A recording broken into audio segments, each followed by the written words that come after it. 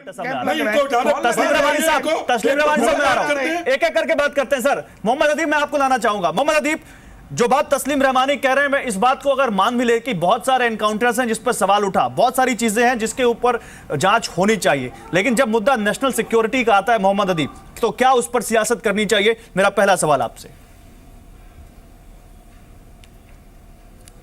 मैं 2 मिनट लूंगा, प्लीज मेरी बात सुन लीजिएगा, फिर आप लोग कमेंट कीजिएगा। जो बाटला हाउस इनकाउंटर हुआ था उस समय एक ये आवाज आई थी कि जुडिशियल इंक्वायरी की जाए इसकी, और जुडिशियल इंक्वायरी इसलिए की जाए कि जिन लोगों को शक है, शुबा है या कुछ खौफ है या समझते हैं गलत किया गया, वो सब साफ हो जाए। लेकिन उस वक्त की सरकार ने इसको नहीं माना। अब आज की प्रॉब्लम हमारे साथ ये है कि किस एजेंसी को माने। एटीएस कह रही है कि एनआईए ने फंसा दिया, एनआईए कह रही है कि करकरे ने बेईमानी की, जो प्राइम एजेंसीज हैं वो एक दूसरे को ब्लेम कर रही हैं। अब आप बताइए कि ऐसी शक्ल में हमने ये मूवमेंट चलाया था कि जो लोग जेलों में बंद हैं उनको जल्द से जल्द मुकदमा किया जाए, इसी डर से कि कहीं ऐसा ना हो कि फ्रस्ट्रेट होके ये वो करें जो हम आज आप टेलीविजन पे देख रहे हैं। आप ये पॉइंट देखिए कि जब आप सेटिस्फेक्शन नहीं देंगे, एक जुडिशियल इंक्वायरी की बात की गई थी जो कांग्रेस सरकार ने नहीं मानी। सर मैं एक सवाल पूछ लूं आपसे, नेता जो बोल रहा है बात है, अगर वो मान लेते तो बात साफ हो जाती। बेटा अदीब साहब, मैं एक सवाल पूछना चाहता हूं आपसे। तस्लीम रहमानी तो नहीं जवाब दे रहे थे, लेकिन मैं आपसे एक सवाल पूछना चाहता हूं। इसने गलत बयान दिया। अदीब साहब, अभी जो मामला आया है इस पर आपका स्पेसिफिकली इस पर आपका क्या वर्जन है? वो आतंकी जो बटला हाउस एनकाउंटर से भागा, और जब बात आई कि बटला हाउस एनकाउंटर में आतंकवादी थे तो कुछ पॉलिटिकल पार्टियों ने, दिग्विजय सिंह ने, मुलायम सिंह ने, अमर सिंह ने और सलमान खुर्शीद ने, सबने कहा एनकाउंटर फर्जी है, सोनिया गांधी रोई थी, और आज वही आतंकी आईएसआईएस के वीडियो में भारत को खुलेआम धमकियां दे रहा है। इस पर क्या कहेंगे सर आप? ये बहुत खतरनाक बात है, और यही डर मुझको पिछले 10 साल से सता रहा है कि आप सेंस ऑफ फियर जो डेवलप कर रहे हैं, ये पागल लड़के ये जाने हमारे मुल्क के साथ क्या कर डालेंगे। इसीलिए मैं बार बार सर, आप दूसरे इशू पे जा रहे हैं ना सर। आप आईएसआईएस को तो सब खतरनाक कह रहे हैं सर। सर आप मेरे सवाल का जवाब देना नहीं चाहते। क्रेडिबिलिटी भी जा रही है। सर मैंने आपसे एक दूसरा सवाल पूछा, मैं आपकी बात मानता हूं, आईएसआईएस खतरनाक है सर, आईएसआईएस खतरनाक है, लेकिन जो उस खतरनाक स्थिति में पहुंचाने का जिम्मेदार कौन है सर? उस वक्त जुडिशियल इंक्वायरी नहीं की, उसका रिजल्ट ये हुआ है। सर आपको कांग्रेस की सियासत खतरनाक दिखती है क्या? टीएमसी की सियासत खतरनाक दिखती है क्या? शाहबानो के उसके केस में, यानी अभी गुजरात के केस में क्या हुआ है?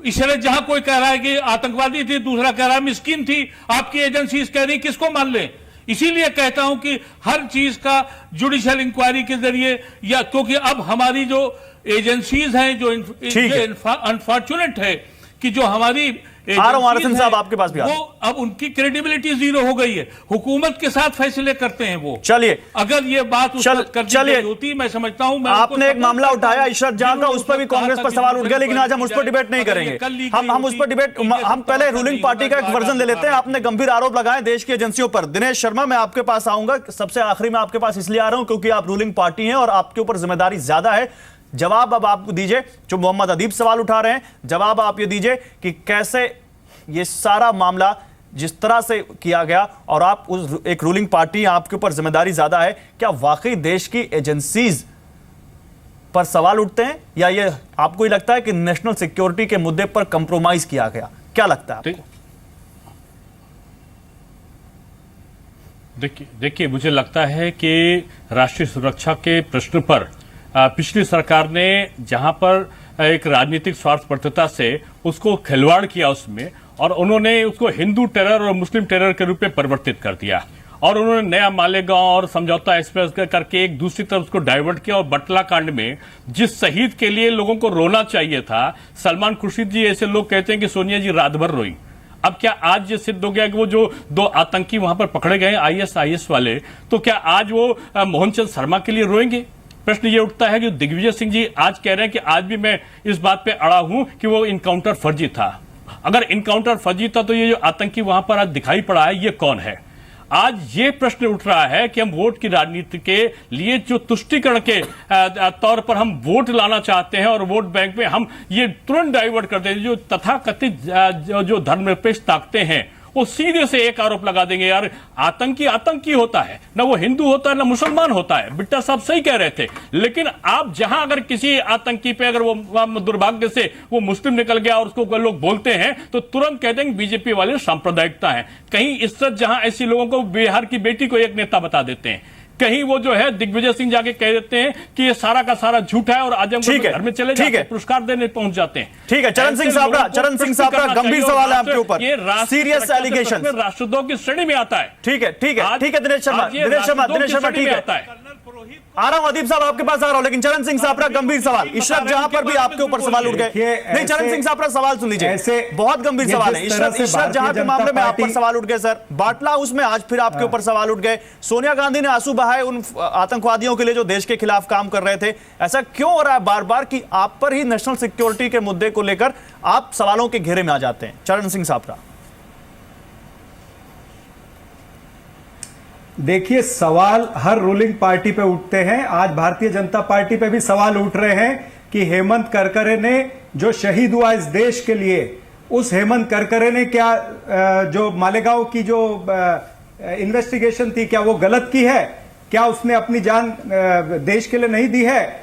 ये सवाल ये भी उठते हैं कि कर्नल पुरोहित को ये किस तरह से छोड़ना चाहते हैं, क्योंकि तमाम सारे प्रूफ नहीं, यही तो वो कह रहे थे अभी इससे पहले जो प्रवक्ता थे कि एजेंसियां जो है वो सत्ताधारी पार्टियों के हिसाब से चलती हैं। यही तो एलिगेशन वो लगा रहे थे। इनके प्रधानमंत्री ने 56 इंच की छाती की बात की है। इनके प्रधानमंत्री ने कहा था कि एक सर काटेंगे तो हम 10 सर लेकर के आएंगे। आपके रोज पठानकोट में हमला हुआ, गुरदासपुर में हुआ, दीनानगर में हुआ। प्रधानमंत्री हमारे रात को रोते नहीं आतंकी के मरने पर। हमारे प्रधानमंत्री छाती ठोक कर कहते हैं कि अगर आतंकवादी है तो उसकी छाती में हम उतनी गोली ठोकेंगे जितना वो आम लोगों पे करता है। छाती की बात करते हो, जुमले प्रधानमंत्री के और पूरे प्रधानमंत्री की तुलना मत करिए। लेते हो आप पोलराइजेशन करके जुमले से नहीं होता।